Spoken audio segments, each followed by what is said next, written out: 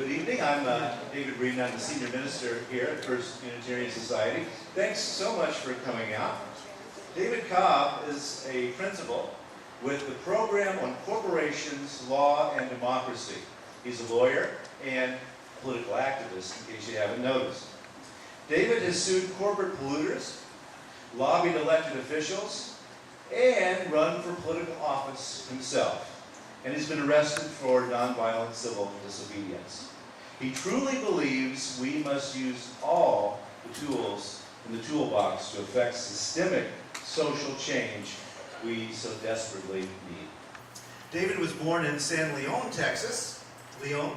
Leon. Yeah, Texans often say those Spanish words a little wrong. Only people not from Texas say Leon. Leon, okay. We say San Leon. I lived in Texas long enough to know that was a booby trap. Yeah. And he worked as a laborer before going to college. He graduated from the University of Houston Law School in 1993.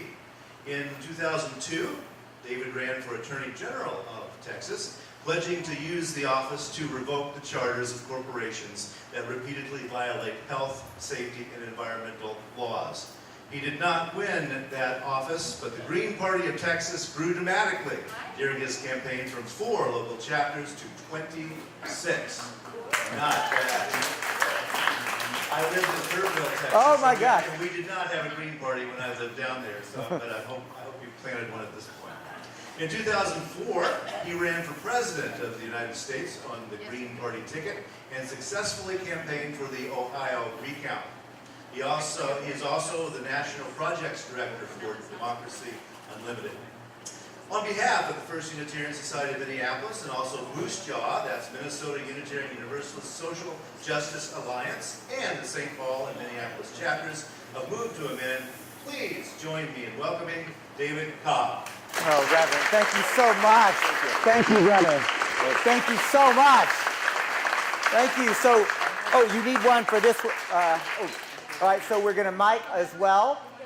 But I'm just going to ask, honestly, before you put that on, my grandfather was a Baptist preacher, and it is comfortable for me to project, and I can, honestly, this volume works pretty well. If the fan wasn't here, and I know we need the fan, I know I could carry this room.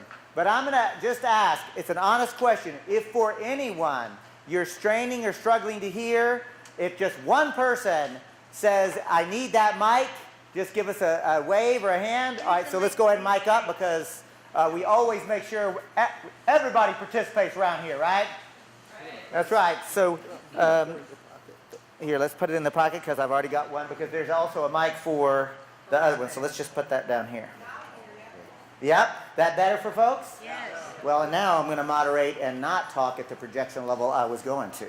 So I'll moderate just a moment to do this, to get set up, and I'm going to also ask our camera person, are you picking that up? Is that going to, all right, good, he gives me a thumbs up. So, as the Reverend said, my name is David Cobb, and I really want to honor the fact that we are at a Unitarian Universalist congregation, and I say that for 2 reasons. One, because this is a place of worship. And as my grandfather, the Baptist preacher, would say, you know, Unitarian congregation, that's pretty much like a church.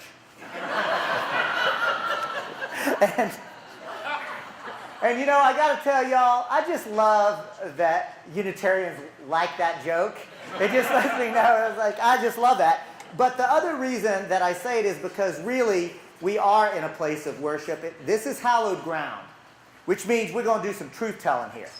We are going to tell the truth fearlessly and courageously, and we're going to tell truths, including some truths that may be difficult to deal with, but we're going to face those down. And we're also going to do it in the spirit in which Unitarians have done for over 100 years, both Unitarians and Universalists before they came together, because let's just remember this. It was in Unitarian congregations and Universalist congregations that the abolitionist movement was birthed when the rest of this country was absolutely committed to that abhorrent, disgusting, depraved institution. Unitarians and Universalists stood up. Give yourself a round of applause if you're a Unitarian or a Universalist. There's something very powerful about that. And The same can be true of the women's suffrage movement, the civil rights movement, the trade union movement. So let's just honor the fact, it doesn't surprise me, right, that this congregation and Moose Jaw has actually invited me, but more importantly, the Move to Amend movement into this hallowed space. So thank you.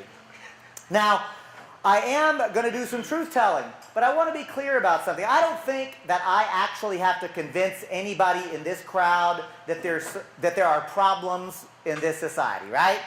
The fact that you're here tells me you probably already agree with this. It's not my job to convince you that things are bad. Ain't it awful? I think my real job is to convince you, to persuade you that Move to Amend has a plan to win. And because I want to be persuasive, I want to share with you something that I learned intuitively as a trial lawyer, and now cognitive scientists are proving beyond a shadow of a doubt, and that's this. If you really want to be persuasive, facts don't really matter so much. That is, right? Like, take a moment, because the first time I heard that, I thought, this is terrible, right? I mean, like many of you, I've invested a lot of time and energy in learning facts. And there is this sort of idea that if we can just learn to present facts logically and cogently, well, everybody will see what we see, and somehow change will happen. Then I came across and had the good fortune to meet a fellow named George Lakoff. Some of you know this name. George Lakoff, a cognitive scientist who, by studying the human brain and how we as human beings process information, basically presented and said, look, the human brain, as powerful as it is not merely a supercomputer collecting data, running algorithms, and then spitting out conclusions. What Lakoff's genius was to observe that human beings process information and understand the world through the stories we tell each other. And the stories that are told over and over again become the narrative or the frame, how we see the world. So what Lakoff says is, yes, facts matter, but only if you use them in light of whatever somebody's existing story is, how they already understand the world. So, since I do want to be persuasive, and because I know that as a human being, you process information through stories, I'm going to tell a story. I'm going to tell a story on how it came to be that these large transnational corporations are not merely exercising power. My story is going to be how it came that large transnational corporations are ruling us in this country. As surely as masters once ruled slaves, as surely as kings once ruled subjects, unelected and unaccountable corporate CEOs are ruling us because they're making the decisions. Corporate CEOs have already decided how much poisons and toxins are in the air that we're collectively breathing right now. Corporate CEOs have decided how much poison can be in the public water supply of the Twin Cities. Corporate CEOs are deciding whether you get health care or not. Corporate CEOs are deciding the energy policy of this country. They're deciding whether this country goes to war. And we, the people, we get to choose between Coke or Pepsi. We can choose between paper or plastic at the grocery store checkout line. We can choose from 17 types of toothpaste. And if you think I'm joking, next time you're at the department store, go down that aisle. Count them up. Think of me when you do it. See if you don't get 17 or more, literally just types of toothpaste. We are inundated with consumer choices. Oh, provided you have the money to pay. Let's just take a moment to realize that human need is actually not how social decisions are made in this society. Corporate greed actually drives everything. But even if you were fortunate enough to have the financial resources to make all the choices you might want to make, remember this: a consumer choice is not the same thing as political power. Political power would be the opportunity to participate in a meaningful way with deciding how our society is operating. Right? So I am going to tell a story, and as I tell this story, I want to challenge you to challenge me. Is this a story that only liberals and progressives could hear and appreciate? Or has Move to Amend figured out a way to tell a story that can cut across party affiliation, that can cut across ideology, can actually get to the root of a shared narrative of how the United States of America is supposed to operate, and what we were taught as children were supposed to be the values of the United States. And as I tell my story, I'm going to make sure that we cover 4 topics together. The first topic that I want to make sure we cover is the word democracy. That word gets tossed around a lot, so let's make sure we've got some common ground. From what language does the word democracy derive? Greek. Greek, very good. Demos means? People. The people. Kratia, K-R-A-T-I-A in Greek. Anybody know what that means? Rule. Nicely done. Rule or govern.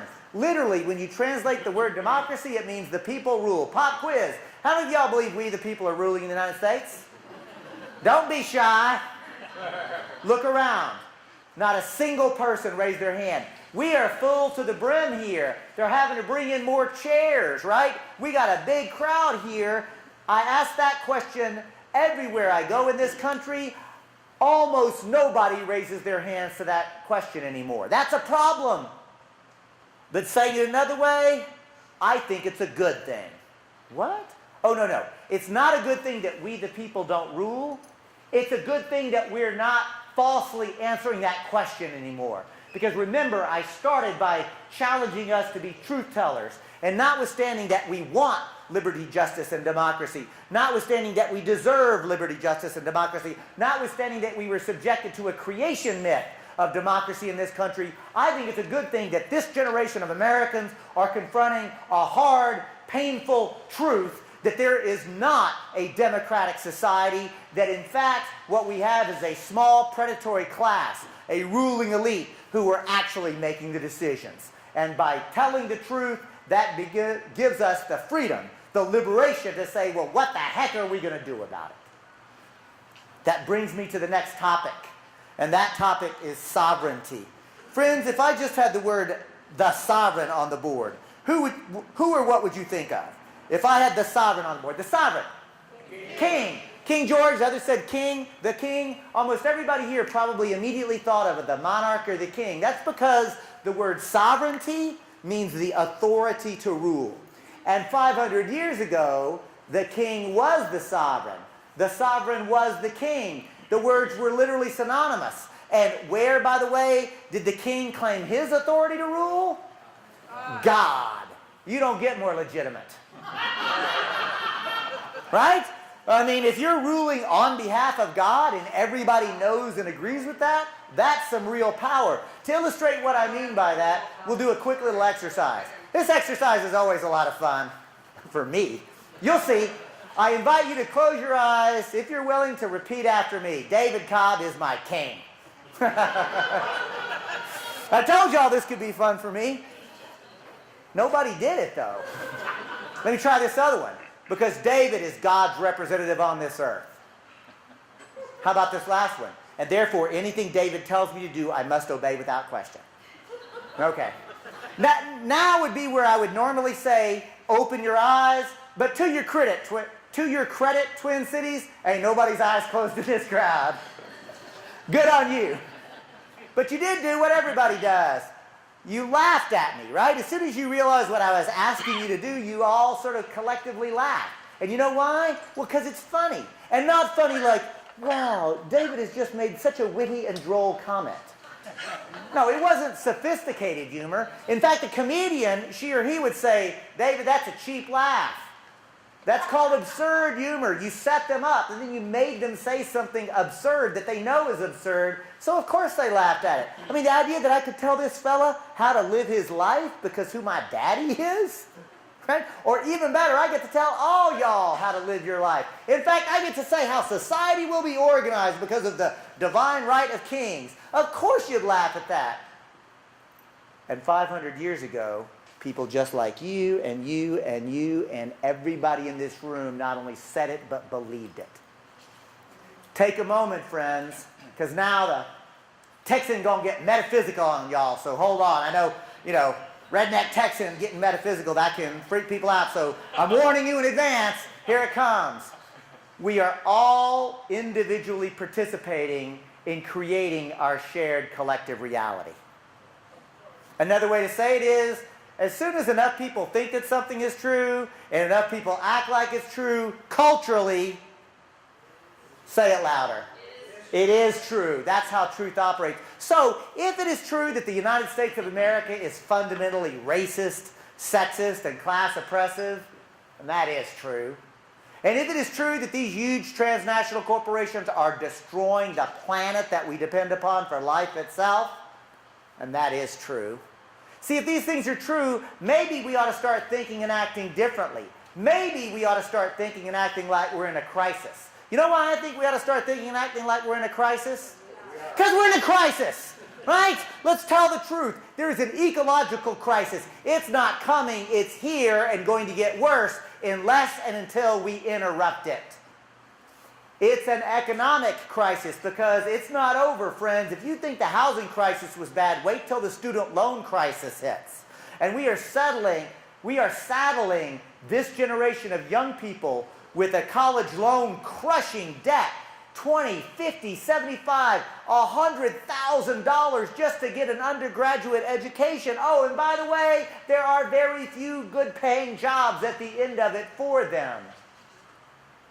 And this economic crisis actually circles into a political crisis where we are seeing the merger of corporate power and the state in a way that we haven't seen, at least in European countries, since the 1930s. Think about that time era and what it looked like when corporate power and the nation state and the military merged together and what that meant. And friends, I want to suggest this. Not only is there an ecological, political, and economic crisis, but there's a spiritual crisis. And the spiritual crisis is where the best parts of who and what we are as human beings is constantly undermined and deprived. Because what most of us want more than anything else is connection with one another. We want connection human to human. We want connection with the world, the natural world of which we are part. We want connection across boundaries and borders. We want connection across the cosmos. And no matter what your faith tradition is, every people have an idea of connectedness, right? And that's being deprived by this corporatization of our culture. All these crises are coming together, but I don't want to get too negative about it because I want to remind you that in the Chinese language where they use symbols for words, the symbol for crisis is also the symbol for another word. Opportunity. Friends, we are blessed and cursed to be human beings at this moment in history. Cursed because we are in such interlocking crises that it's hard to imagine, but an opportunity is being presented to imagine a transformed society. Not just tinkering at the margins, but the opportunity to talk about what sort of world do we really want. Because I'm going to tell you this, with the technology that is available to us, with the know-how, with the robots and the automation, we should actually all be living in a paradise. And here's the key. There's enough to go around. There is enough for every child to be fed. There is enough for every person to have meaningful, productive work. There's enough for everybody to have enough food to eat and adequate shelter. All we have to do is remember a principle that exists in every single one of the world's great faith religion or traditions, and that is, let's be kind and generous and good to one another. And if we actually created social, political, and economic institutions that actually reflected our best spiritual values, we got a whole new ball game. Right? So, I'm going to now go to legal personhood. Please note that I did not write corporate personhood on the board. That's because I want to talk about legal personhood, which merely means the ability to assert rights. And since we're talking about legal personhood, we mean the ability to assert rights under law. Saying it that way, I hope it's obvious that this is not merely a technicality that only lawyers should concern themselves with. The ability to assert rights in a court of law and having the society respect and honor those rights has been at the core of every social movement this country has seen. From the American Revolution itself, to the abolitionist movement, the women's suffrage movement, the trade union movement, the civil rights movement, second wave feminism, every single great social movement really has to do with this notion of who has rights under the United States Constitution. The last concept on the board, at least for now, is the word corporation. From what language does the word corporation derive? Latin, very good. Corpus means body. And the suffix tion means literally to have or create. So when you translate from Latin, the word corporation means to have or create body. And by body, I mean physical, literal body. That's because in law school we are taught, and by the way, are there any lawyers in the crowd besides me that would admit it? If you're a people's lawyer, you can raise your hands. I got a couple of hands here that actually acknowledge it. So watch this. I ask this question everywhere I go to lawyers, my sister and brother at the bar. Do you remember in law school being taught that a corporation is a legal fiction?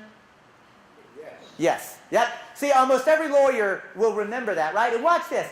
Even those of you who were not subjected to 3 years of law school, if you've heard that phrase, even if you couldn't precisely define it, but if you've heard that a corporation is a legal fiction, raise your hand. For real.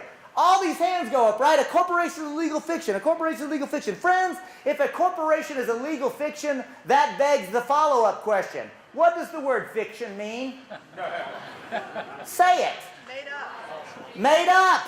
Fake. Not true. First day of law school, my corporations professor stood before us and she said, you have to understand a corporation is a legal fiction because it doesn't actually exist in the physical material world. And my head went, isn't that called reality? But she went on to tell us, you see, we're going to pretend like this group of people and the material and the resources, the physical things that they've gotten and put together, and the contracts that they make, and the conceptual agreements, and the social assumptions, abstractions, constructs, we're going to pretend like this idea is a physical, material thing just so we can treat it a certain way under law. And remember, friends, if enough people think that something is true, and enough people act like it's true, here is something very important I challenge you to wrap your head around, and that is this. A corporation only exists to the extent that we as a society and a culture say it exists. It is what we say it is. It is nothing more. It is nothing less. We literally control it through a political legal system. It is what we say it is. Nothing more, nothing less. And the word corporation comes from Latin because the first corporations ever created by clever, creative, genius human beings were created during the Roman Republic. Not, by the way, during the Roman Empire. And sometimes I wish we'd spend a little more time asking, what happens when a republic devolves into an empire? Because that might be an important conversation in the United States.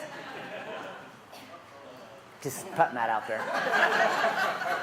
But I will go on to say this. The Romans created this construct known as a corporation for a reason. For example, how many people here have heard the phrase, or better yet, who has said in casual conversation, all roads lead to Rome?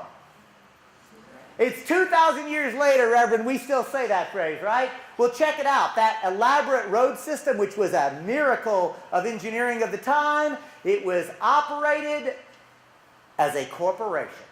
Likewise, the aqueduct system, that amazing bit of civil engineering that moved water all across the Italian peninsula without electricity. Can I just stop for a moment? Think about that. This elaborate system moving water, no electricity had been designed. One of the reasons I genuinely and honestly have such faith and optimism is, notwithstanding all the bad things that I know are happening, I know this. I don't reckon there's a single problem that you could give to me that I can't give you a possible solution if you give me about 30 minutes and access to the internet. Because I want to be clear, y'all, I'm not saying I have the answer, I don't. But in just 30 minutes, I can find somebody who has figured it out. Actually, correction. In 30 minutes, I could find a group of people working cooperatively, collectively together who have figured out a solution. I'm saying this. In today's society, our problems are almost never technical, they're political. Solutions exist to virtually every problem that faces us. They're just not implemented because we, the people, don't actually control the ability to have how our society is operating. But check it out. That aqueduct system that I just waxed poetic about, guess what? Conceived, operated, designed as a corporation. Likewise, the first universities, the first hospitals, can you guess? Corporation, corporation. So that brings me to this pop quiz question. What does a road system, a water system, a university, a hospital, what do they all have in common? Infrastructure, specifically public infrastructure. Every single thing I just described, sir, was to facilitate the public good. And here is the genius of the concept of a corporation, was to create a mechanism under law to facilitate allowing private resources to come together to serve some public good or some public interest. Saying it that way, I hope it's obvious that David Cobb is not anti-corporation. Move to Amend is not anti-corporation. That is a silly way to talk about it. That's about like somebody saying, I'm anti-hammer, and somebody else saying, no, I'm pro-hammer. And then you get an argument about whether hammers are good or bad.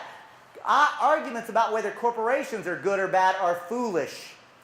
And by that I mean this. Sir, can I use you as an example? What's your first name? Don. So Don, I want you to imagine for a moment in this scenario, sadly, you're a houseless person. You don't have a place to live. But luckily, standing before you is a skilled carpenter. Hammer in hand, I'm building a house and you're going to live in it. And I'm skilled. It's going to keep the fierce Minnesota winter and snows off of you in the winter. It'll keep the rains off of you in the spring. So here I go, working away, building your house. Is that a good hammer right now? Don says, yes, good hammer. Now, Don, standing before you, I do have a hammer. Unfortunately for you, my intention is to bash your skull in. Is that a good or a bad hammer? Bad hammer, he says. Folks, it's a trick question. The hammer is neither good nor bad. The hammer is a tool. Tools put to productive, intelligent, loving, cooperative reasons are good tools. Tools put to destructive, homicidal uses. It's not that the tool is bad or good, it's what we're using it for. I'm suggesting this. The corporation as a concept is the most powerful tool that human beings have developed of how to actually get things done. The problem is not that we've created corporations. The problem is that we have created huge transnational corporations that are then being allowed to rape, pillage, and plunder and destroy the planet that we depend upon for life itself. But the problem is not with the tool. The problem is in the political, economic, and legal systems in which that tool is operating. And that brings me to this point of observation. The modern transnational corporation is not today operating as merely a means to facilitate private resources doing public good. And that's because the modern transnational corporation, you know, the big mega corporation, as a concept, that comes out of the 14th and 15th century of Europe. You know what we who were educated in this country were taught as the age of discovery.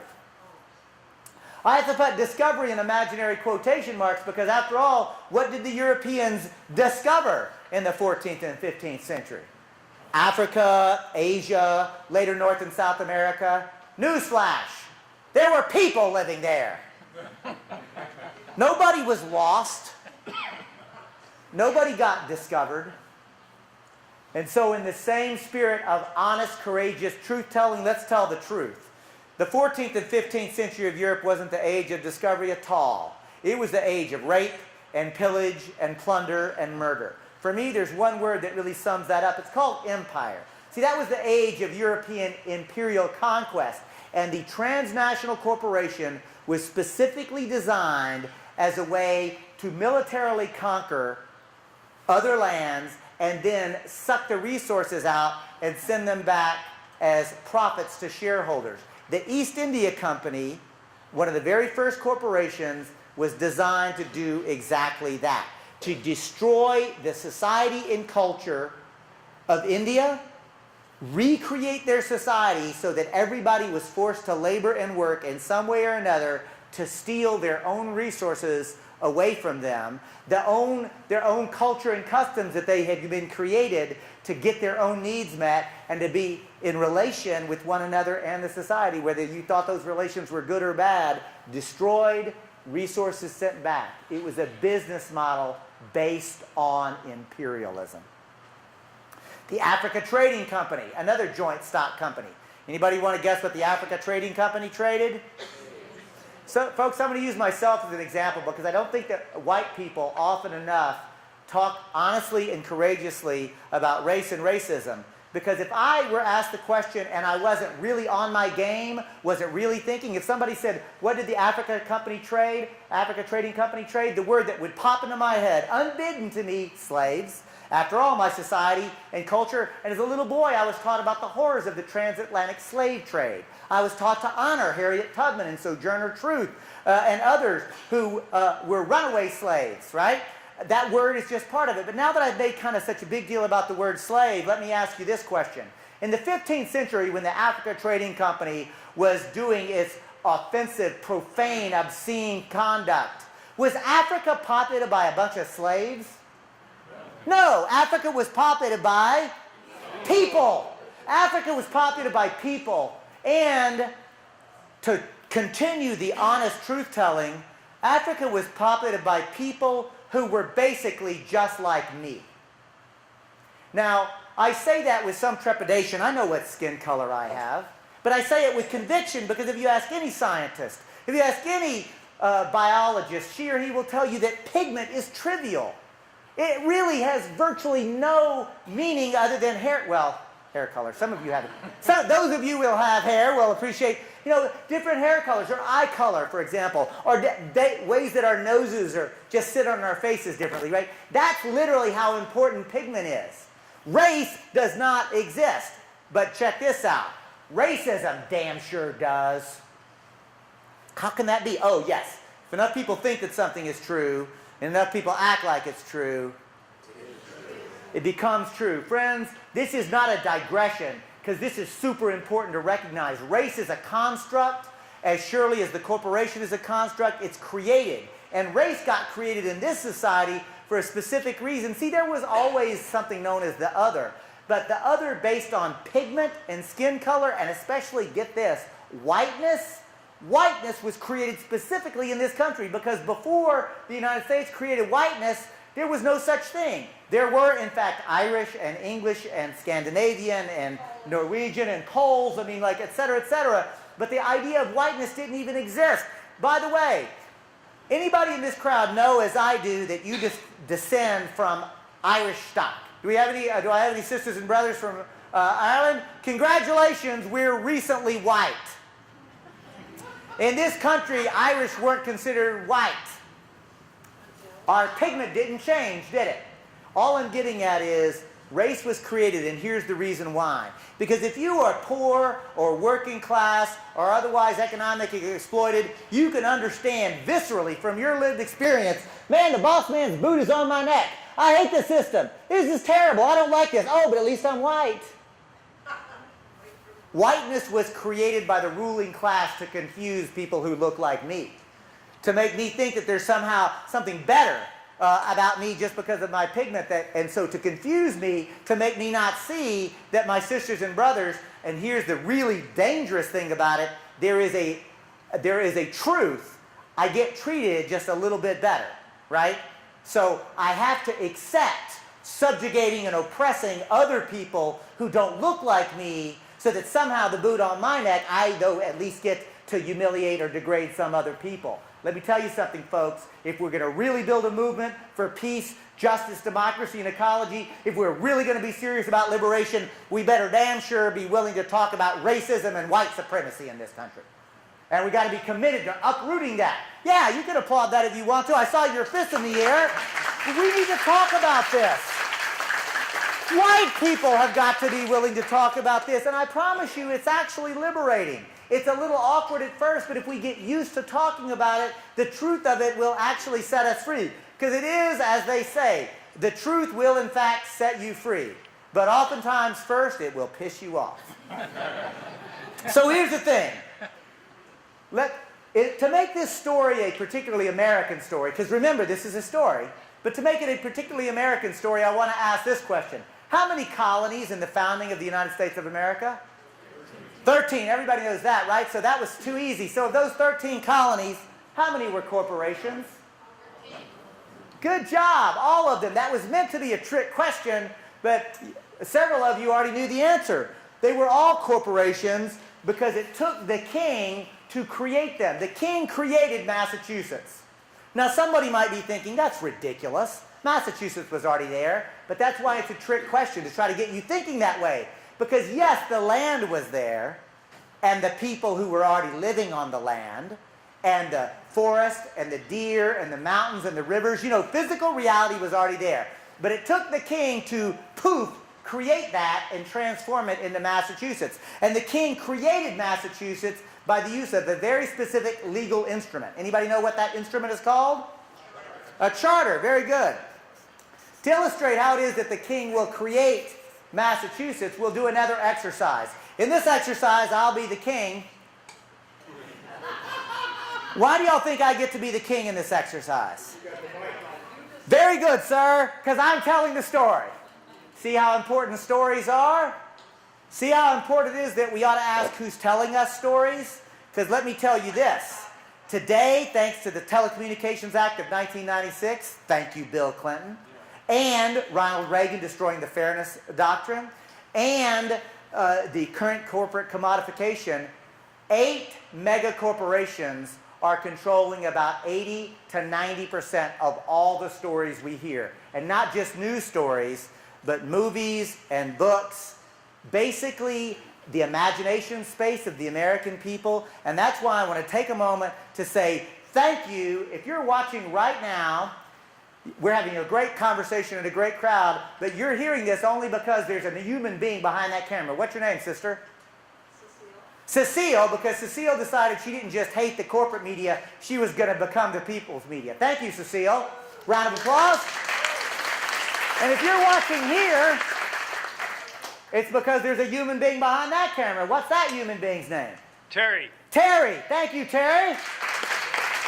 Because this is happening because there are more and more people becoming aware we've got to tell our own stories to each other outside of the corporate media, because guess what? They're lying to us. They are propagandizing us. They're telling a story over and over again, but thankfully we're living in a time where honest conversation is starting to be had, and so use your Facebook, use your Twitter, use your email, use the telephone, use every technology you have to talk to each other and tell the truth to one another. So, I'm the king. I am going to create Massachusetts. But of course, I'm the king. I'm not going to bother with the day-to-day affairs of Massachusetts, so instead, I will create a royal governor. And now I'm going to quote from the actual language that created Massachusetts. I, the king, create Massachusetts. I assign a royal governor, and assign a royal governor with the legal task, and here comes a quote directly from the original charter of Massachusetts. The royal governor's responsibility is to plant, to rule, see how often rule comes up, and to govern this entire area on behalf of me, the king, to benefit me, the king, but also to benefit the other shareholders of the joint stock company known as the Massachusetts Bay Trading Company. See, Massachusetts began on the same for-profit business model of empire as did the East India Company. So too was Rhode Island, the Rhode Island and Providence Plantation. So too was Virginia, the Virginia Company. Georgia began as a penal corporation. By the way, anybody want to guess what skin color most of the original basic slaves had who worked that penal corporation? What skin color were they? White. White. See how confused white people are? Think about that for a moment. All I'm getting at is exploitation and oppression. Here's the thing. Corporatism, imperialism, racism, all interconnected examples of exploitation and oppression. That's why they're connected. But check it out. I want to remind you that in the United States of America, there was a revolution. And sometimes revolutionaries win. And I say that because I personally consider myself a revolutionary. Now, I'm a nonviolent revolutionary to be sure, but I am absolutely a revolutionary because I believe we need a revolution of values. We need a transformation of the social, political, economic institutions. See, we need to put love first and foremost at every one of our institutions. That's a revolutionary way of thinking, right? And as a revolutionary, I like to remind myself and you, Revolutions can win. And when you win a revolution, you can actually write a new charter. You get an opportunity to actually have a new legal instrument. And so the American revolutionaries had the opportunity to write a new document to decide and describe how our government and politics are supposed to operate. What is that document? It's the supreme law of the land. The U.S. Constitution. How many of y'all have read the U.S. Constitution? Be honest. Okay, a lot of hands go up. Good. So y'all can grade my papers. Make sure I get this right. I'll tell you, when you read the Constitution in its entirety, conceptually you'll see two big actors at play. The first actor is the most important actor. In fact, it's so important it's the first three words. We. We the people. Those are hallowed words in this country, and they should be. You see, we the people come together to create the second actor, which is government itself. Saying it this way, we the people create government. Government is literally dependent upon us. I like how some of my friends say it. They say the people should never be afraid of the government. Actually, they say government should be afraid of the people. Pop quiz. How many of y'all believe the government is afraid of we the people? Couple more hands going up. It's a slow burn question. Here's a follow-up. If the government is not afraid of us, why are they spying on us? Because here's another truth that some people don't like to hear out loud, but it's the truth. For the past basically 50 years, every administration, whether a Democrat or a Republican, has built upon and deepened the surveillance state of this country. Every administration has added a layer of the security state and the surveillance state. We are being spied on more and more and more, and let's just take a moment to acknowledge Edward Snowden as the American hero that he really is. And how interesting it is that the ruling elite are working double time to try to denigrate him, but the American people are seeing through it, whether they're Republicans or DFLers or Greens or Libertarians or Independents. Edward Snowden is considered a hero by the American people, notwithstanding what the ruling elite are trying to do to him. And here's something else I want to get to you, friends. Not only is the government afraid of we the people, the ruling elite themselves.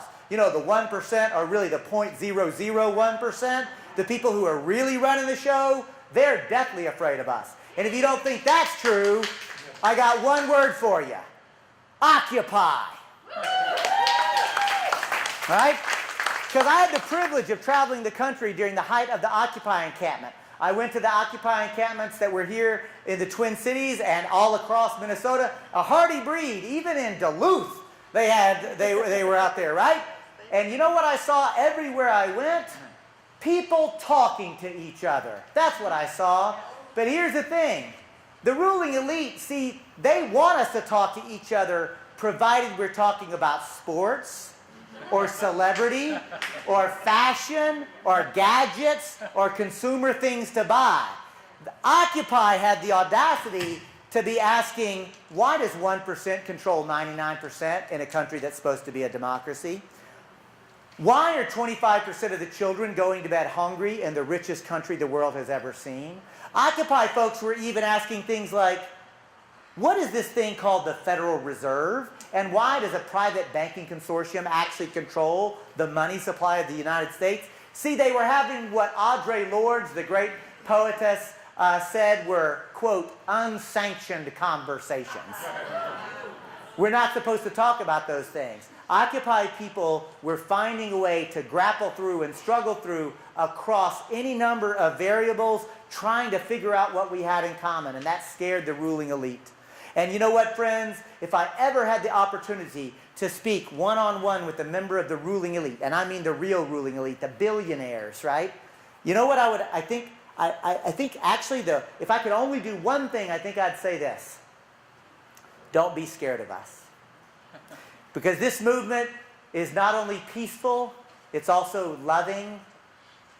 We are a wonderful, wonderful movement. And I know that right now, you're so addicted to the crack pipe of power and wealth accumulation that you can't see it. But I promise you that your children and grandchildren are going to be grateful that a mass movement of people came together collectively and lovingly and staged an intervention on your addicted ass. Because they are addicted. They are. They are addicted to the crack pipe of power and wealth accumulation, and it's even worse because it's actually crazy. I mean, it's like a mental illness, and I don't use that word lightly. I have mental illness in my family. People who are mentally ill need and deserve help. And here's the problem. People who are so addicted to just accumulating stuff. Look, there's reality television shows. It's called hoarding, right? If these people were hoarding anything other than just money, we would recognize it as a problem and would get them help. Instead, we put them in charge. That's kind of our fault.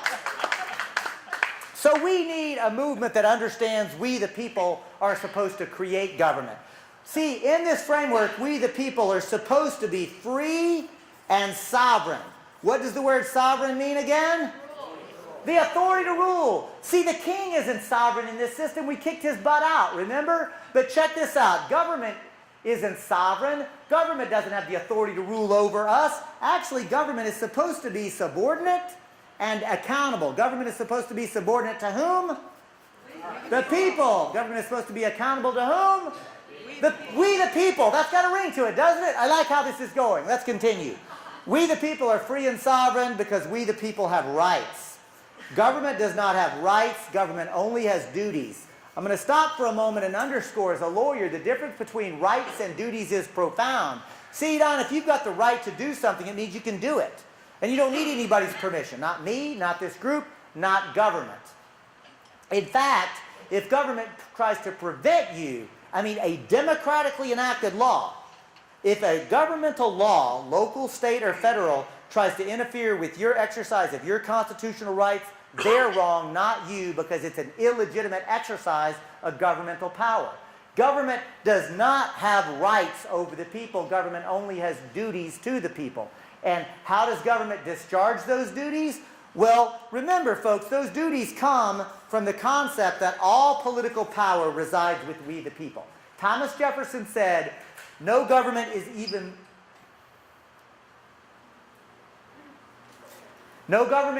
legitimate if it does not have the consent of the people, right?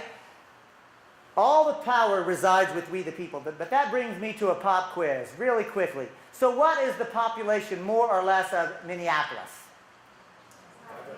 500,000. What is the population, more or less, of St. Paul? 300,000. 300,000, more or less. So I will celebrate that in St. Paul, 300,000 people hold all the political power in that jurisdiction. I will celebrate that in Minneapolis, 500,000 people control all of the political power. But I'll tell you this, I would not want to go to a meeting of 500,000 Minneapolis residents to decide, hey, where should stop signs go? And I like political meetings. Becky, I'm not going to that meeting. She says, I'm not either. Here's the thing. Yes, the people hold all the political power, but in our system, we wisely delegate a certain amount of our power to government. Do we delegate all our power to government? No, we only delegate enough power for government to perform the duties that we, the people, have told them to perform. And how does government perform their duties? They write public policy in the public interest. And there's going to be disagreement and debate about that public policy, and that's as it should be. But I also want to stop for a moment and say this. We've lost something in this country because we've forgotten how to publicly disagree agreeably. Such a tragedy. You know, I remember a time as a little boy when my daddy and Mr. Barry, he was our neighbor, but understand I grew up in rural Texas. He was better understood to be adjacent property, right? Because it was acres away, but Mr. Barry was somebody that I knew, and I remember Daddy and Mr. Barry got into a disagreement that became a fuss and match, that became shouting, and as a little boy, I can remember to this day, I got upset, I was on the verge of tears, I didn't know, I'd been taught to respect my elders, and Mr. Barry was somebody who I knew and respected, and you know, I was like emotional, and the next thing I do, Daddy and Mr. Barry were shaking hands, and Daddy said, oh, you Barry, you coot, you loon, I'll see you at the feed store, or the game, or whatever it was, and as a little kid, I went, what happened? As an adult, I think I know what happened. You know what I think happened? I think that they said, and I don't know who did it, who was courageous enough, but I think one of them started it, and both of them realized, I'm in human relationship with you. My kids play with your kids. They play Little League together. During the next hurricane on the Gulf Coast, we're going to need each other like we always do. See, now look, I want to be honest. These are white redneck crackers. They did not have an internal dialogue that said, I'm in human relationship with you. I mean, that's not the language they used, but it was the concept. And I do want to underscore something. I do come out of rural redneck Texas, and you know what? The understanding of connectedness and the relationships that we have with one another, we may not use those words, but we darn sure know what neighborly means. We darn sure knows what it means that we're dependent upon one another. And that's what we got to actually understand is this urban and rural thing that I just played into and sort of made a joke about, right? That is another myth. We are human beings. We've got so much in common. All I'm getting at is we need to remember that it's okay to have fierce disagreement and still shake hands and treat each other with respect as one human being to another. And I pledge this, even when I disagree with somebody, in fact, especially when I disagree with somebody, I'm going to be respectful. I'm going to work extra hard because that's when it's harder to do. Here's the thing. Our elected representatives are elected with the duty to write public policy. But remember that the one thing that the public, speaking of elected representatives, can you stay long enough, John, or should I stop? All right, John Marty, folks. That's right. So I promise you, we're going to allow John Marty a chance to talk. That's why I wanted to see if we only had him for a hot second, I was going to interrupt myself to bring him up here. But I'm going to finish up, and before we do Q&A, I'm going to let John say some words. But our elected representatives are tasked with the responsibility to write public policy. And here's the thing. Whether we agree or disagree with that public policy, as long as it's gone through a legitimate process, that is public policy. Right? And if we don't like it, then we should work to change it, change our elected representatives. But here's the other thing. Even if you do like the public policy, if any public policy, and we've already covered this with Don as an example, if any public policy violates the private rights of anybody, that law or that public policy is illegitimate. And now that we've taken the time to lay out this framework, I will now, in one sentence, tell you how constitutional theory operates and how the U.S. government is supposed to operate. Now, it's a run-on sentence to be sure, but it's still just one sentence. Watch this. In our brilliant U.S. constitutional framework, we the people are free and sovereign because we hold all the political power. But we wisely delegate just a certain amount of that power to government. Government which we will always hold to be subordinate and accountable. We will charge government with the duty at the local, state, and even federal law to write public policy for the people, we the people who they represent. But the one thing that no public policy can ever legitimately do is to violate the private rights of the free and sovereign people who live there. Ta-da! I mean, isn't that great? I mean, isn't this beautiful? Isn't this brilliant? We should try that in this country. This would totally work. And I'm not joking. This is beautiful. I'm not joking. This is brilliant. I'm not joking that this could work, and I'm also not joking that we've never really tried it. Because before I go 1 second further, waxing poetic about the brilliance of the U.S. Constitution, a quick time out to ask, in what year is this Constitution ratified? What year does the Constitution become the supreme law of the land? Nicely done. 1789. I heard somebody else say 87. That's the Constitutional Convention. But I want the ratification date. 1789 is when the Constitution actually creates the United States of America. The reason I want that number on that date on the board is to remind you that legal personhood means the ability to assert rights. So in 1789, who was a legal person? Who was actually part of We the People in 1789? What were their characteristics? White male. White. Male. Property owners. That's a lot of restrictions, y'all. Say it another way. I told you this was a truth-telling zone. This is not comfortable, but we have to confront this. The problem is not with the framework as I've described it. The problem then and now is who is a legal person who can assert rights. Because do you know what percentage of the adult human beings could actually assert rights in 1789? What percentage do you think? 1%. Yeah, the 1%. We are the 99%. That's a great meme, but come on, y'all, don't be so cynical. It's not 1%, it's 5%. Think about that for a moment. Another way to say it, 95% of the human beings living in the newly minted United States of America were not legal persons. They could not assert rights. Saying it even more specifically, this document, for all we've been taught to revere it, did not prevent the effort at intentional, deliberate genocide of the human beings who already lived here. They didn't have legal rights. This document, as beautiful as the concept that I just described, this document did not prevent the enslavement of Africans who were brought at the barrel of a gun and beaten and forced to build this country with slave labor. This document allowed it and encouraged it. This document, for all its brilliance, did not present the patriarchal oppression of women, because women were not persons with rights. And get this, this document did not allow most of the white men to assert rights, because most of them were indentured servants or second-class citizens. Friends, the point is, it took social movements, broad, deep, ordinary people to come together and demand to say, we are human beings with rights. We demand to be included as part of we the people. People did that. Ordinary people like you. Look to your left, look to your right. I'm talking about us. We can do this, y'all. Now that we've taken a moment to understand that the problem is illegal personhood, it might behoove us to ask, where should the corporation go? After all, the corporation is the most dominant institution on planet Earth today. So before I write the word corporation on the board, I have a pop quiz question. I got a lot of them, right? Here's a pop quiz. What does it take to form a corporation in Minnesota today?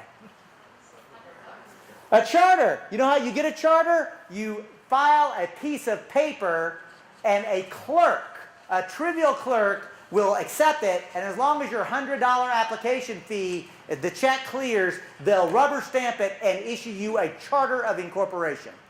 When they do that, do you know how long your charter can last in Minnesota? Forever. Forever, the same way in every state in this union. You know what you can do with a charter in Minnesota according to the Minnesota Corporation Code? Why, the same thing that you can do in every state in this union. Anything legally permissible.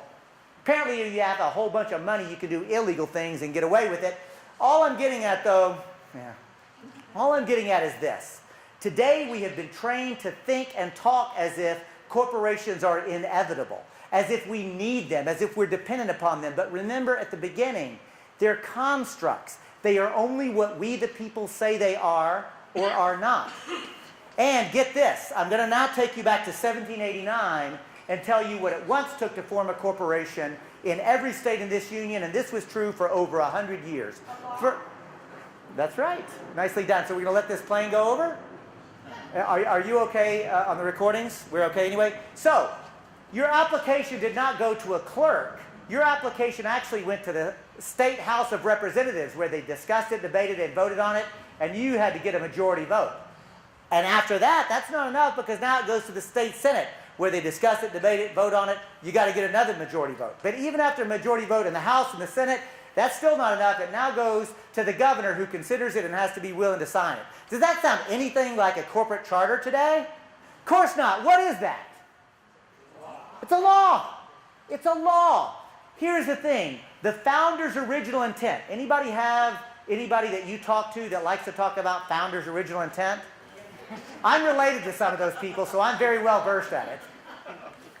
But the founders' original intent around the corporation was, the corporation is not a right, it's a privilege to have limited liability. And again, to talk to principled conservatives who were very righteously and understandably concerned about responsibility, think about it. Limiting liability is shedding your own responsibility for your own actions and putting it onto something else.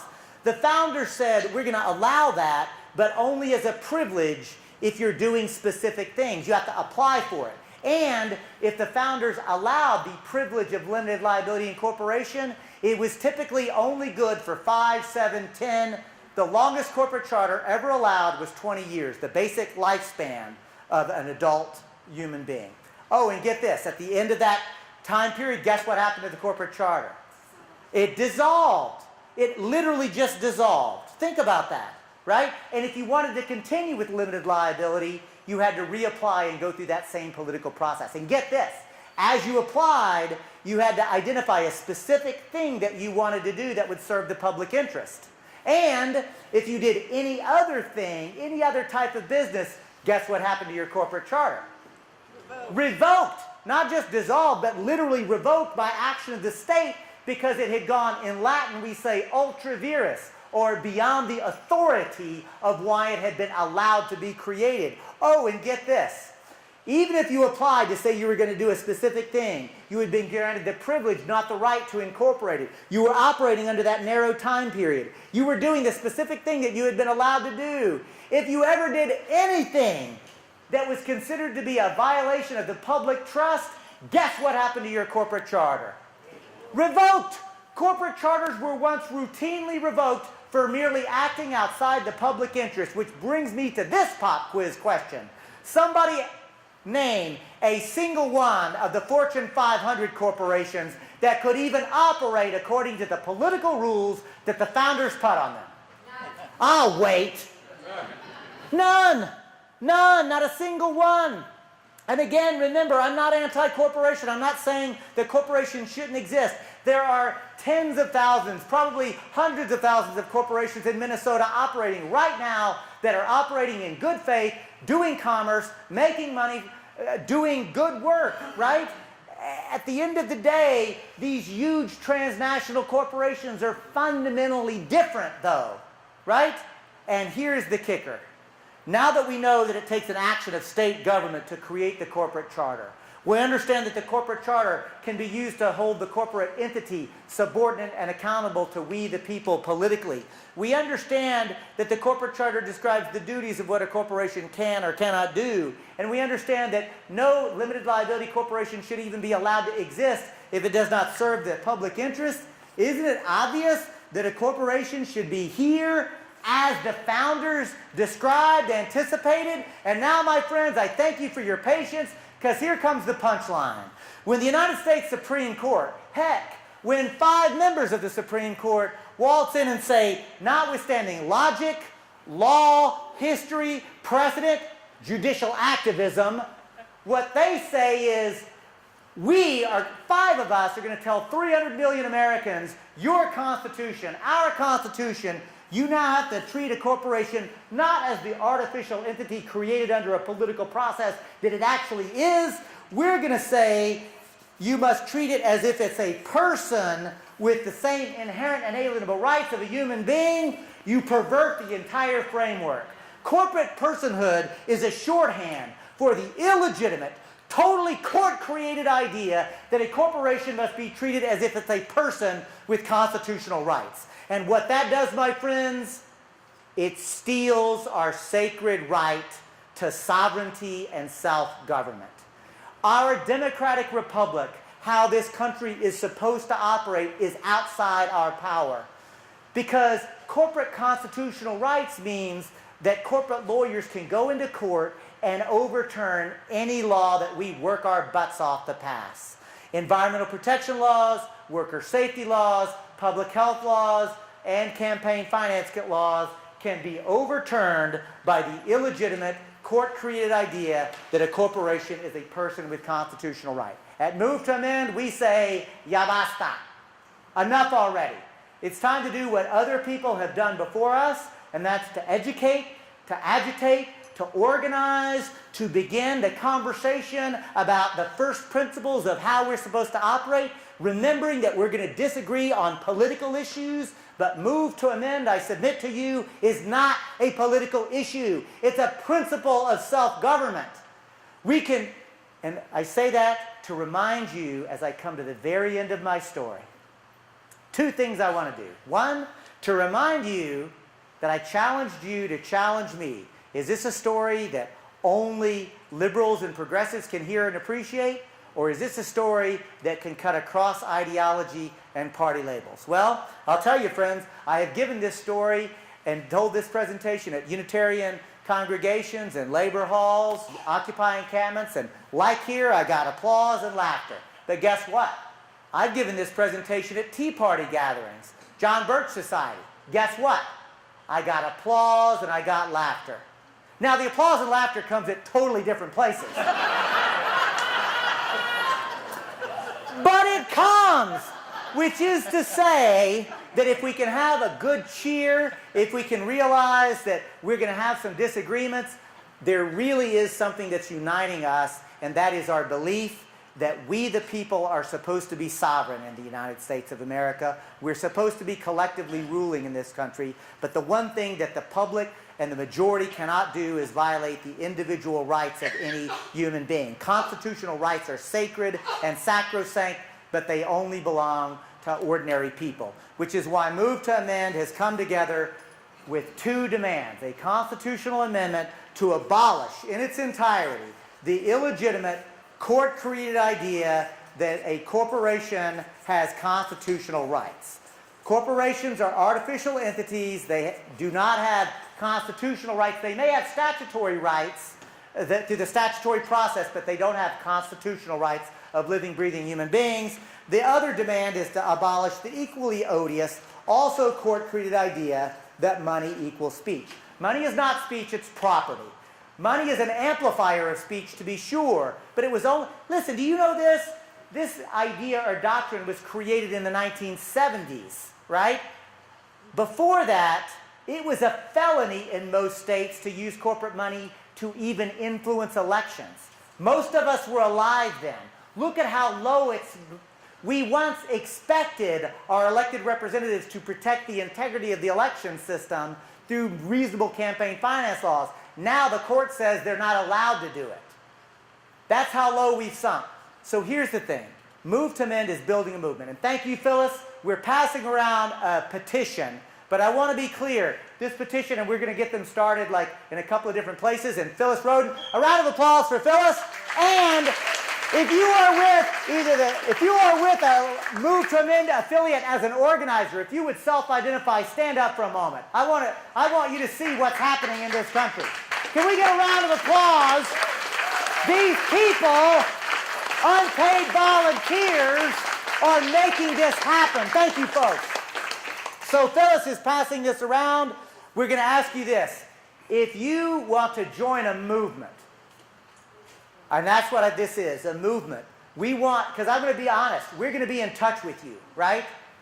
And we're going to actually get you connected to the St. Paul affiliate and the Minneapolis affiliate. But if you live in other places, there's a South St. Paul affiliate, I think. There's more affiliates bubbling up. We're building infrastructure, bringing Greens, Democrats, Republicans, Libertarians, Independents, bringing people together. The one thing I'm going to say is if you're going to sign up, and I'm so happy to see people signing up, print legibly.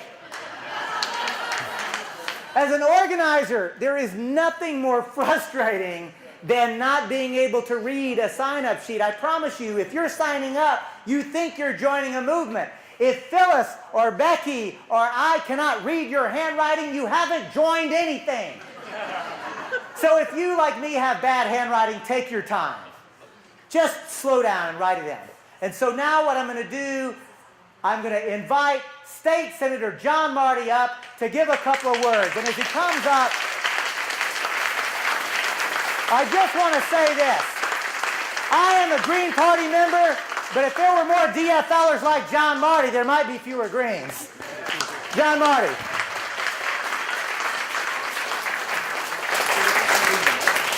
I'm glad to be here just to hear David, because his message is, in some people's eyes, I mean, it's a fiery one, but some people would think it's radical. It's radical simplicity for what our democracy is about. And I'm excited about it. We had a resolution asking Congress, actually demanding Congress pass a constitutional amendment to change this. Got it through the Senate, the House, we had trouble with it. We're going to keep working on it, and unlike a lot of other advocacy groups that are trying to build movements and so on, they often, hey, we got thousands of supporters and everything else, and you don't always see it. In this case, we're actually hearing from people who have been active through Move to Amend. We're actually seeing things happen. in terms of when I first got involved fighting at the legislature, campaign finance was one of my biggest issues. I realized everybody says they care about it, but you know the things that bottom line, well, we care about education, we care about the environment, we care about roads and transportation, we care about health care and so on. Nobody would put it as their top issue. Follow But up it would be affects a every candidate for single the U.S. issue. House We've been working second for district. Minnesota Health Plan, a single payer health care system. Why can't we get that pharmaceutical lobby, insurance lobby? Why can't we get the changes we need in a society that works? Because of the power of corporate entities, because of the power of money. And yeah, David, when I liked listening to his description of what the nation's founders intended, and I think that's the whole point. Maybe they didn't live up to the ideal, but the ideal was there. And I don't think, I mean, when we talk about people turning over in their graves, I can't picture many of them thinking the system where you get access, openly get access by how much money you give in the political process. I don't think they stand for that. And I think this idea of corporations and other artificial, human-created entities that now have more power than people, I mean, it's Frankenstein monster. You know, you create the monster and it runs amok. And so I'm excited about the fact that I've been doing state senate work for 28 years now, and I've seen some progress. Marriage equality last year, we've seen lots of good progress here and there. And that's because people eventually demand to have the change. And I think we can have change on these other issues. I've told people I'm not leaving the legislature till we pass the Minnesota Health Plan. I think the same thing is true. The same thing is true for campaign finance reform, for taking the Constitution back to what it's supposed to be about. When they talk about original intent, you're right. I think we're the ones who want to have what that original intent is.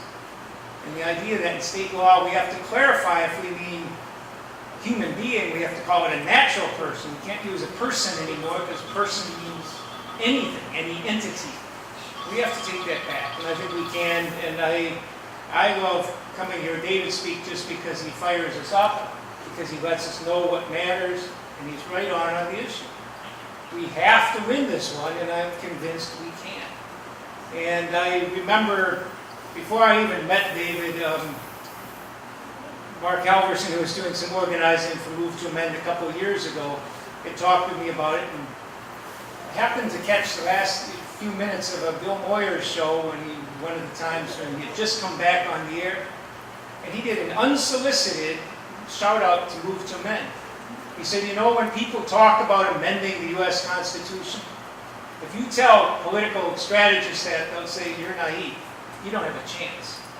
And Moyer said, very unsolicited, he pulled out Move to Amend as a group that's trying to do the right thing. And he says, if you think that you don't have a chance, he says, there's no role more important in our society than that of citizen. And we as people collectively have the ability to do things. And I think Move to Amend is a perfect example of what he meant by that. And that's why he called them out, and that's why we got to work together with them. So I'm pleased here just to be here and just to listen to you. And we're going to keep working. We're going to pass it here in Minnesota. I hope we're not the first state, not because I want us to take longer to do it, because I hope we get other states to do it. All right. Ladies and gentlemen, John Marty. John Marty, State Senator John Marty. So thank you, John. Thanks for coming by and the shout out. So what we are going to do now is, I've got two of them, so I'm going to hand this back. Thank you, John. If you would like to now make a comment or ask a question, if you could just line up, that'd be better. But if there's anybody who is, because I want to be respectful of mobility issues, is there anybody, so this gentleman, I'm going to put you'll be number 2 after Alan, who already got up there. Is there anybody else that has mobility issues that would like to ask a question or make a comment? Otherwise, we're going to do this.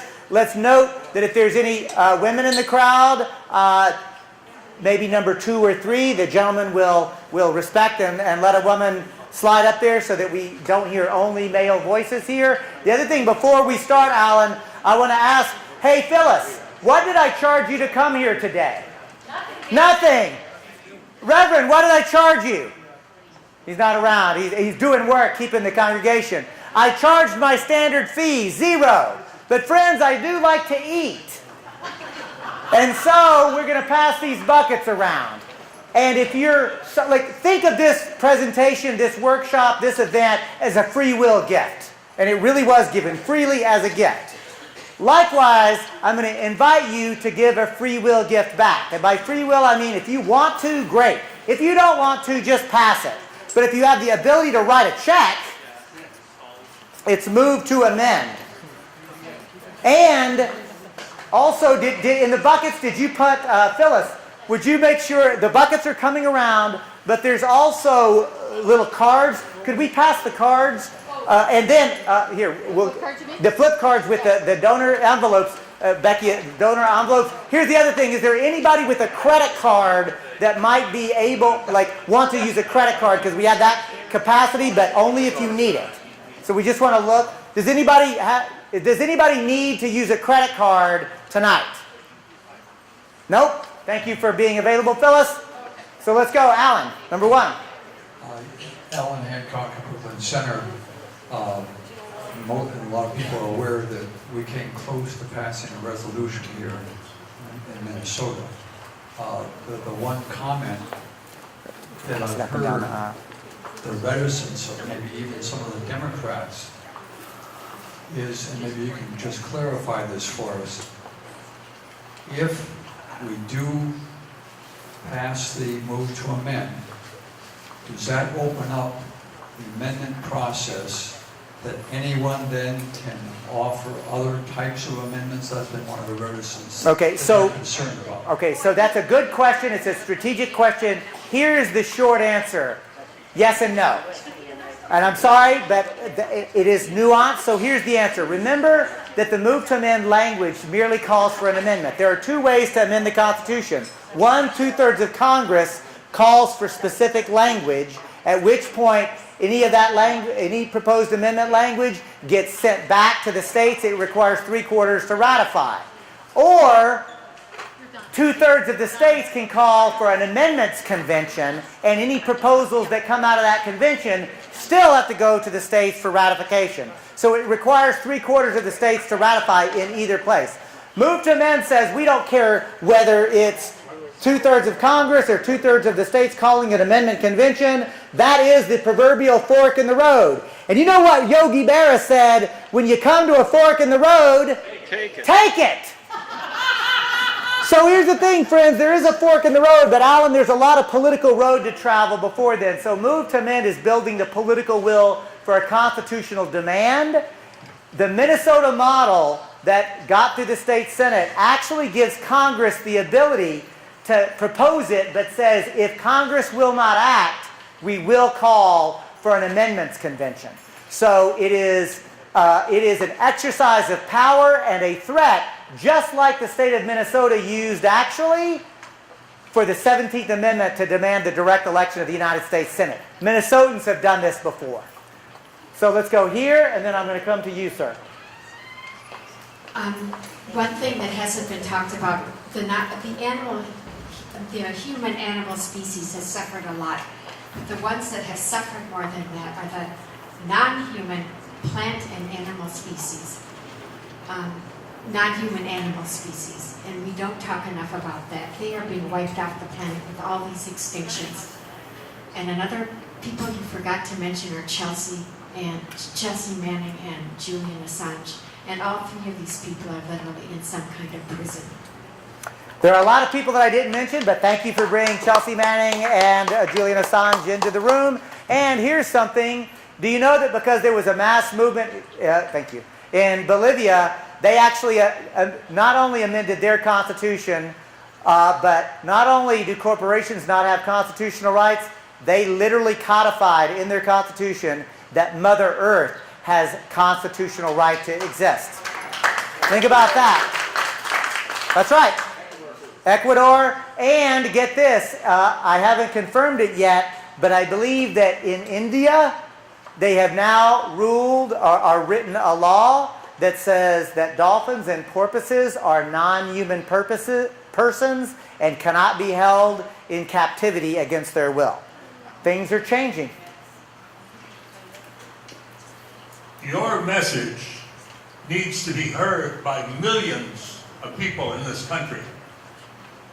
I invite you to a television studio where I will produce, if you wish, as long a presentation as you want. Half hour, 1 hour, hour and a half. To make available to the public access community channels on cable systems across this country. So here's my personal business card. That's got my cell number on it. Let's be in touch. And here's the other thing. We actually have a documentary film, 28 minutes long. It can go on right now. And get this. You'll hear this message not just from me, a white man. You'll hear black people and brown people and women's voices and indigenous voices. You'll actually see what America looks like telling this same story. Great. Would you be willing to put that on? Oh, of course. What's your first name? Bill. Bill, thank you so much. I'm going to be in touch with you. Give me your contact before you leave. Yes, sir. Kind of an interesting thing when you said at the beginning that corporations are there for the public good. I didn't go to law school, but I did go to business school. And in business school, in my investments class, the first thing the professor did on day one of that class said, what's the purpose of a business? And I, of course, thinking like we thought there constitutionally, raised my hand, and he called on me, and I said, to serve the public good. He says, no, to maximize shareholder wealth. Right. So here's something interesting. That doctrine actually was not created through the elected process of state chartering corporation. Guess what? The Supreme Court created the idea of shareholder primacy in a case called Dodge versus Ford Motor Company, because the Dodge brothers, who were shareholders in Ford Motor Company, were angry because Henry Ford insisted on paying workers enough money to be able to afford to buy the car that they were building. The Dodge brothers said, but that's our money, you can pay them less. And he said, but it's not right. They took him to court, and the court agreed and created shareholder primacy. So here's the interesting thing. This notion of why a corporation should exist at all, I submit to you. What's your first name? Scott. Scott, that's actually a fundamentally important question. And the business schools and culture and society is trying to teach us and train us that the only reason they exist is to maximize shareholder profit. I say, why does that have to be? This is the question that you've asked, and the way you've asked it, I think, is perfect, because it lifts up what is the purpose of business itself. What is the purpose of our life? Right? I would tell you that the purpose of my life is not merely to consume oxygen and nutrients and water and to excrete the waste. I would say the purpose of my life is to create a meaningful human experience in relationship to other humans and the natural world, and to find my proper relationship to the divine and the cosmos. So I say that it's about what we actually value and how we actually see our purpose. Thank you, Scott. What year was that decision handed down? That was the 19-something. Go to the movetoamend.org, and there is a timeline. And in fact, Becky or somebody, can we pass out the brochures for Move to Amend? Because it has the actual language that is being proposed for the constitutional amendment. And you can see, and I appreciate John Marty's description. I mean, I know I get passionate, but this isn't radical. This is common sense. I mean, if it's radical, it's only because it's systemic to the root of what our government is supposed to be. Yes, ma'am. So, I want to offer you another set of facts for your list, and then I want to ask a question. Okay. So, the set of facts, this is about hunger. I work in hunger relief. 1 in 6 U.S. Americans will go hungry this year. That number has not budged in 5 years, in spite of everyone doing more to support hunger relief. Currently, nearly 60% of families receiving some form of food support have a working member in that family, and there are 400 million pounds of food in this country that are not being captured. They're not going to market, they're not going to people who need it. The question is, say something about the various proposals for constitutional amendments that are out there around this issue of corporate personhood, Citizens United, etc. And then tell us why ours is the most effective. Well, thank you for that, and thank you for those facts. And I thank you for the opportunity to acknowledge that there are other amendment proposals out there. And when we first at Move to Amend began to propose amendments, they said that that's naive, it's crazy. Now they're saying, okay, there's going to be one. We want to actually control it. What's interesting, Move to Amend is the only group that has a proposed amendment introduced in Congress that both abolishes corporate constitutional rights and the doctrine is money is speech. Some of those amendments would only get money out of elections. That's good. It has to be done. But if you only get money out of elections, corporations can still use constitutional rights to overturn environmental protection laws, worker safety laws, public health laws. We'll still put the corporation as an institution in an illegitimate, improper way to govern us through that power. And if you just abolish corporate constitutional rights, which needs to be done, and leave this doctrine, then wealthy individuals like Sheldon Adelson, like the Koch brothers, like George Soros, uber wealthy people will have a disproportionate ability to fund elections, right? Move to Amend is the only group that does both of those things. And then, I gotta say, I'm trying to be respectful, but there are some people who are so naive as to just say, we just have to overturn Citizens United. Remember, the decision of Citizens United versus Federal Election Commission decided in 2010. Pop quiz. How many of us believe that we had a functioning democratic republic where we the people were governing ourselves in 2009? Okay, everybody in this crowd realizes it's got to be more than Citizens United, right? So that's, I think, the difference is we work where we can in conjunction with people, but Move to Amend from our inception has made a pledge that we will absolutely stay committed to both of those things. And I'm going to take this opportunity to tell you this. Move to Amend was actually founded in 2010 at that Citizens United decision.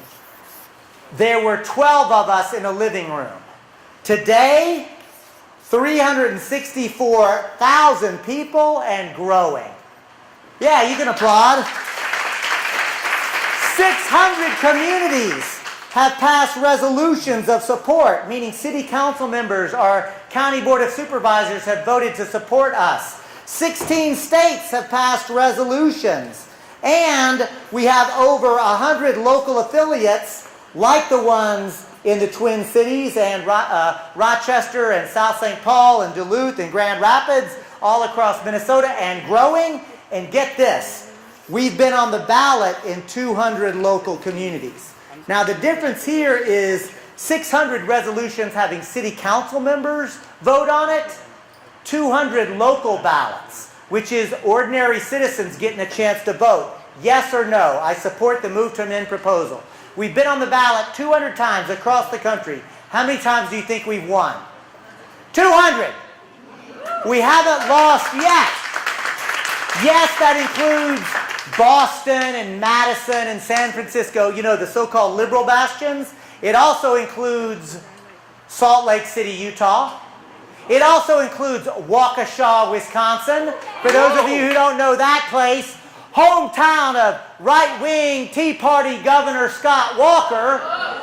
We were on the ballot in the last spring election. We won there. We've won across rural Wisconsin. We've won in the state of Montana in a statewide initiative. We've won everywhere we've been. It's not merely rhetoric when I say the Move to Amend is a principle of governance that cuts across party labels. That's why I submit that joining with Move to Amend, the language is better, the framing is better, and then the last thing is this. We're the only group that I'm aware of who has made a commitment that we're going to build a broad-based, multiracial, social movement that understands that it's not just about good legal analysis and framing, but we have to commit ourselves to a new way of being with each other as we do our organizing work. Thank you for the opportunity. Yes? I'm Roger Ryberg. I'm from Plymouth. I'm also a member of the First Unitarian Society. This looks like it's a great plan, but it's going to take a while to get through. Yes. In the meantime, we have to deal with things like Congressman Simpson of Idaho, member of the Appropriations Committee, took a $7,000 bribe from an insecticide company. So the EPA report that we can say this is going to be harmful to everybody's health was put in the can, in the trash. And what I'm getting at is, why can't we prosecute him for bribery? Well, there's two things. Number one, remember that most of the things that are happening wrong are actually now considered legal. So I don't know the fact pattern there. It may actually, on its fact pattern, be legal. But even more, even if you could make a case that it's illegal under the criminal statutes, the problem is that there are not attorneys general and there are not district attorneys that are willing to stand up and actually do it. Because the Reverend in his introduction honored me by mentioning that I had run for Attorney General in the state of Texas. Well, here's the thing, y'all. The platform that I ran on was to specifically revoke the charters of corporations that were routinely violating health, safety, public interest law. The reality is this. The problem is not that there aren't legal tools available. The problem is that there is not the level of righteous outrage and political will demanding that those tools be used. We have to figure out a way of effectively broadcasting this thing. Yes. As a matter of fact, I put that on my Facebook, and everybody else I see, I said, here's a guy, he's breaking the law, you know? And, there you go. And they basically, this was something, well, it's in everybody's water, basically what it amounts to. Is we have nicotine in our water, and nobody wants to own up to it, and it's going to be harmful to everybody. So here's what I would tell you is this. Since you brought it up, and since it's a federal issue, and we're talking about a congressperson, I have to tell you this, my friends. Actually, that's Eric Holder's job. Okay. That's if Eric Holder was actually willing to do his job, the Department of Justice would actually be investigating that very issue. Well, I know where to go. There you go.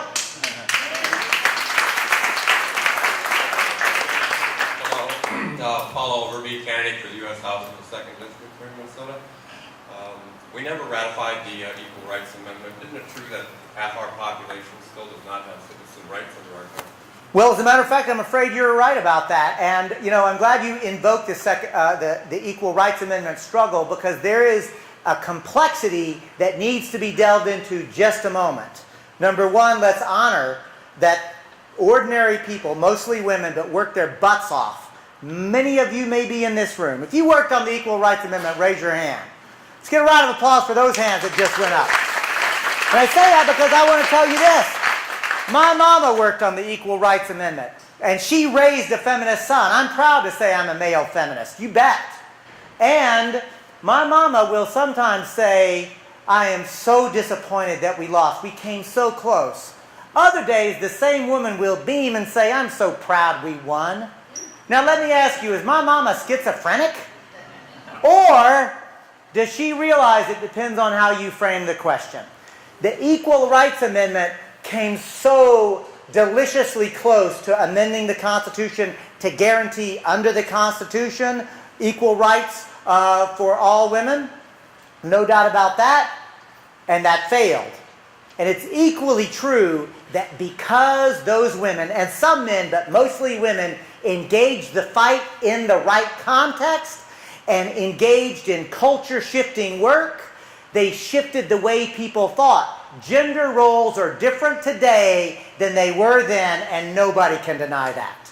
We're not there, right? You can applaud that. We're not where we need to be, but we have shifted the culture, because I want to really dive in deep here and tell you this, that the idea of amending the Constitution by engaging the struggle properly, you change how people think. Move to Amend is trying to do the same thing and replicate the abolitionist movement, the women's suffrage movement, second wave feminism, because here is the bottom line. Who is Betty Friedan? What did she write? The Feminine Mystique. When she wrote The Feminine Mystique and she was writing it, do you think Betty Friedan was writing away on that typewriter saying, I'm going to launch second wave feminism and I think that I'm going to... Or do you think she was pouring her lived experiences out on those pages saying, I have everything that this society tells me that I should want and aspire to, I have it all, and I'm miserable because of the lived experience that I have, and it's invisible. And she wrote that book, and women read it, and sisters called sisters, nieces called aunts, neighbors talked to neighbors. They began to get together, talk about that book. Nowadays we know to call it culture raising or consciousness raising groups. I submit to you that Move to Amend meetings are consciousness raising groups for democracy. And so we could replicate that by learning from that. And I want to ask, where and when is the next St. Paul meeting? Tuesday at the coffee shop. What time? 3:30 or signing. What coffee shop? What is it called? It's on the website. It's Wednesday. Oh, Wednesday. Wednesday at Groundswell. And then how about Minneapolis? Next week, Wednesday. We come tomorrow. Wednesday, what time? 7 p.m. 7 p.m. Where? Mike, where are you? If you're ready. 4306 Bryant Avenue South. Bryant, B-R-Y-A-N-T. Thank you. So here's the thing, folks. We need to start learning from our... That's next Wednesday. Next Wednesday. Yeah, first Wednesday in the month. So first Wednesday of the month. Yeah, first Wednesday for St. Paul. For Minneapolis.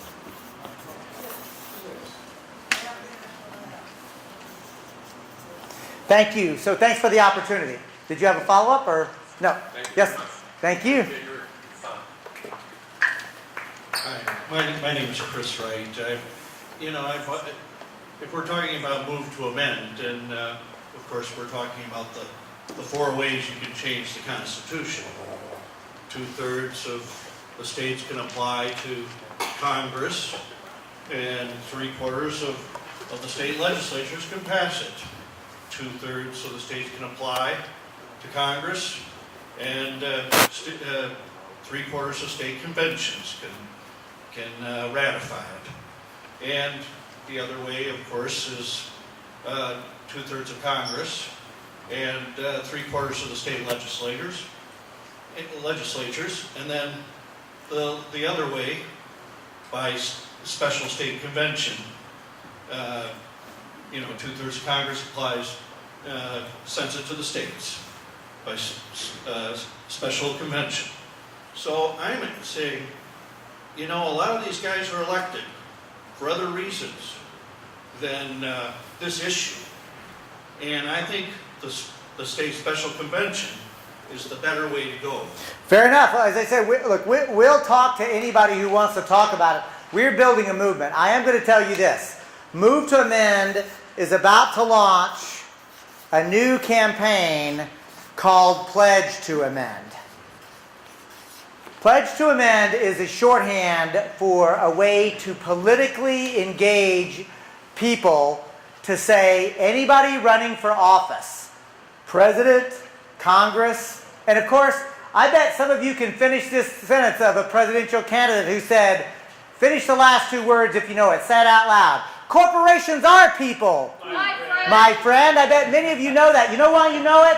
Because I gave a Move to Amend presentation in Iowa about 6 weeks before the Iowa State Fair. A Move to Amend supporter happened to be there and was actually carrying what many of you are probably carrying with you, a cell phone with a video recorder, just went play and recorded him making that comment. We pushed it out to our list. Our list was about 1/3 of the size that it is now. We had very little infrastructure. Now imagine the level of institutional capacity and infrastructure that we have, and a trained cadre of people going to candidate forums, going to town hall meetings, asking candidates not just for president, not just for Congress, state legislatures, state Senate candidates, both incumbents and challengers alike, county commissioners, city council members, dog catchers. If you are running for office, we are going to put you on notice. We simply want to know what your position is. It's our right as citizens to know, do you believe corporations have constitutional rights? Yes or no? and then we will distribute that information according to the rules and regulations to simply let people know where candidates for office are standing on that issue. And then what those candidates do with that information and which way it goes is wide open. So you think probably the better way to go is through the state legislature? What I'm telling you, no, it's not what, that's not what I said. I said that this notion of the better way to go is an interesting coffee shop conversation because we haven't actually built a movement. And a lot of people spend a lot of time on the internet opining about what they think ought to be done rather than actually educating and agitating the body politic. So no, I'm not saying that. Okay, well, you can understand why some people may think that Sure. there's a lot of corporate sellouts in the state legislatures and that we can't trust them to make that decision. Yep, State special conventions might be a better idea. Okay. Anyway, that's my thing. So let's finish this and then I'll come to you. Yes, sir. Hi, I'm David Sweet. I write comedy, and I helped Stephen Colbert win his first Emmy Award for Every Earth Sheriff Will Get a Free Cool Ranch. And I think That's right cute. here, this particular subject is one that the Earth Sheriff would probably write a ticket out to politicians that violated their oath of office. So, but in the name of comedy, I mean, that's really what it's about. It's about getting people to attention. Yeah. So we're challenging Stephen Colbert. Of course, he's taken over Letterman. Seems he's going to blow his chance to win an Oscar in our Parliament comedy movie. But one of our launch events will be the Constitution Warrior Oh, that's fantastic. event, you know, because that's the ultimate parody of Bill O'Reilly, Culture Warrior, when we really need a Constitution Warrior. I love it. So we're going to do that event, and we're going to be doing some special meetings in New York. I'm working with Christine Nicole. She works with all the networks, and she's going to get the opening season of the movie. That's me. So That's my. I gave you the one with my cell number. yeah, and you know, David, I know you've been working hard on it, but I've looked at this problem, and it's really about getting enough people engaged with the Fourth Amendment violation of Snowden. I actually got hacked by a rogue Fed, and I know Julia Davis News, she got attacked by U.S. Army attack helicopters. So we have systemic violations happening all across the board. You bet. So you know, we've now got all the texts that lined up on the 9th of December that did a big press statement about it, and so now we can actually see who wants to make America #1 again. And that's really the question, and that's why we want to bring everyone together for this event. And Well, invite us, and whether it's me or somebody else, we'll come out there. yeah. The other thing, David, as a matter of comedy, I want to share with you this. Move to Men supporters, here's a couple of things, because we believe in using comedy and mirth and political theater. Do you know that in Seattle, Washington, a woman actually got this is true, she got a marriage certificate passed by using the name of a corporation. It was literally a corporation. It was incorporated, but they weren't paying attention, so issued her a marriage license. She got, and can I just say, a Unitarian minister, willing to conduct a marriage ceremony between her and the corporation, and so there is on our website instructions on how to build a corporate person costume. The corporate person married her. She got dressed up in robes. It was at the county, on the steps of the county building. It's recorded. It's online. Then she had the audacity to submit it. And it actually, and this is the thing, this King County had to actually go through a process to annul the marriage because it was actually on the... Get this! Another Move to Men supporter was riding around in a high-occupancy vehicle lane, seemingly by himself. When he was pulled over and issued a ticket, he took it to court and said no, and he had a video to prove it. I showed the officer that actually in the seatbelt, properly seatbelted, was my corporate charter. And since the corporation is a person, there was, Your Honor, 2 people riding in the high occupancy vehicle lane. What we're saying is those are things that are already happening. If you have the talent and skill to start to put some of those together, we want to work with you. We want to use the absurdity, the mirth. I did something that's a little bit of political theater, but a little bit of sort of analysis. But let's start using comedy and political theater to get this out and about, and we want to work with you. Thank you. Yeah, Okay. What the- Anybody else has any more questions about the event? Let us know. We're working with people that work with all the networks in New York City right now. So thank you so much. So I know you had a follow-up because I saw your hand. So can we pledge to amend? It is. We get the material and start working on the candidates. So go to the website movetoamend.org. Make sure that you get a brochure from us. Go to the website, and if you are eager, do we have any of those sign-up sheets for people who want to actually get involved right away? There's the cutouts. No, I brought them in late, so my apologies. But they're part of the bag of stuff that I brought. These are for people who are so excited that just signing up is not enough. If you signed up, you'll be in touch with us. But Phyllis is about to put into your hands a piece of paper that I'll bring back. And if anybody is like Bill, is it Bill? Is that right? That Bill, so hand that, and would you raise your hand if you're like, I want to start working on this right now.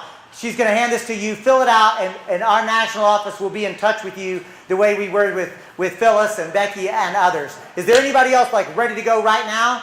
It's okay if you're not. You're already involved. Yeah, if you're already engaged, but Bill, fill that out and give it to me, and I'll make sure that people know about it. The second thing is you can call the office, 707-269-0984, and ask for the information, because next week there's going to be a webinar on how to do it, right? All the information is there. Oh, go ahead and pass out whatever it is that you need to. Is that on the website? Yes, that's right. Move to Men website, that's the Move to Men National Office. Yes, sir? You mentioned a while ago a 28-minute... I'm sorry, I can't hear you. You mentioned a while ago a 28-minute video. Oh, yes. Where is it? I'm on your website. Yes, if you go to the website, type in the words legalize democracy. It's a 28-minute video. It's free to view, free to download. If you want a DVD, it's available. We're going to make sure that Bill has a good, crisp DVD that's crisp and clean so it can be played on cable access. So at this point, I see the hour. Can we get one more round of applause? Do you need to do any announcement? Yes, of course. I just want to make a couple quick announcements. Hey, do you want this?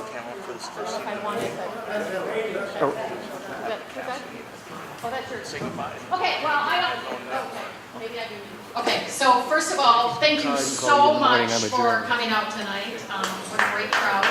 I would invite you, if you haven't already, before we pack things up, take copies of the flip card. That's something that we created in Minnesota. Actually, Minnesota Lions Peacemakers started it, and this is like the third or fourth iteration of it, so there are like 10,000 of these little things floating around. They're really handy. If you stamp your money, and then you give the money to a person, for example, at the farmer's market, and the person looks at you quizzically, you can say, here, this is what it's all about, and hand them a flip card, because they're super easy to put in your purse or your pocket. They're really easy to carry around. I arrive in Houston at 8. The stamps, we have our stamps over there, so feel free to stamp your money. It is legal. It is not illegal. It's just illegal if you're going to deface the money. I invite you to take this if you're interested in learning more about different opportunities in the Twin Cities. We have 2 affiliates in the Twin Cities, in St. Paul and in Minneapolis. This just tells you about different things that we're doing and how you can get in touch with us if you're interested in these different activities. And lastly, we have a little light brigade that we started this year with one tenet of the Move to Amend message, because you know, Move to Amend is about more than overturning Citizens United. That is not enough. Citizens United, our system was broken long before that, but so corporations are not people, money is not speech. And just because of a function, it's function of the finances that we had available. Our first message for our Light Brigade is money is not speech. We have been out several times on the little bridge over here by Loring Park. And we have our lights with us tonight, so we're going to go out there and shine the message. So anybody who wants to come, please feel free to come. We have 12 lights. You can have your picture taken with the light, and you can just feel empowered by sharing the message. It's really fun. People drive along, and they honk in support, and it's just very empowering. So we invite you to Ruth Lind. I believe she has them in her car or in her little wagon, and she'll lead the charge over there, and we'll be over there as quickly as we help clean up here. So, any more final questions? Or yeah. Camera and another camera. How is what's being recorded going to be seen? Yeah.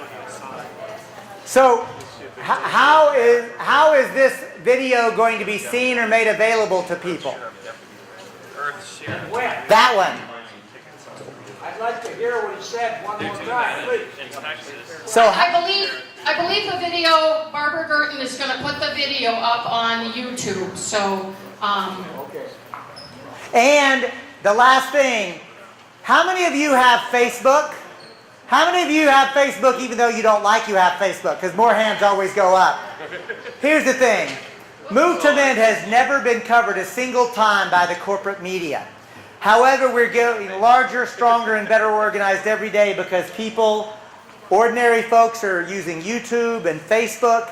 You can help by simply going to your status update on Facebook and say, I just joined, and you need to put this, www.movetoamend.org.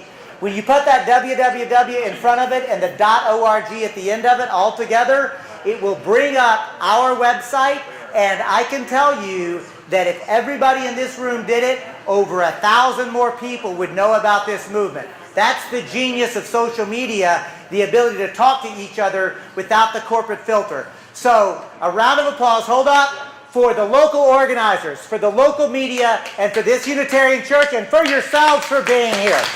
Thanks so much. I'll stick around if people want to keep chatting for a little bit. Thank you for coming out. okay, Ruth, where are you? Where'd she go? Did she go? Oh. Anyway, you can just, if anybody's interested in participating in the Light Brigade tonight, you can just head over towards the bridge and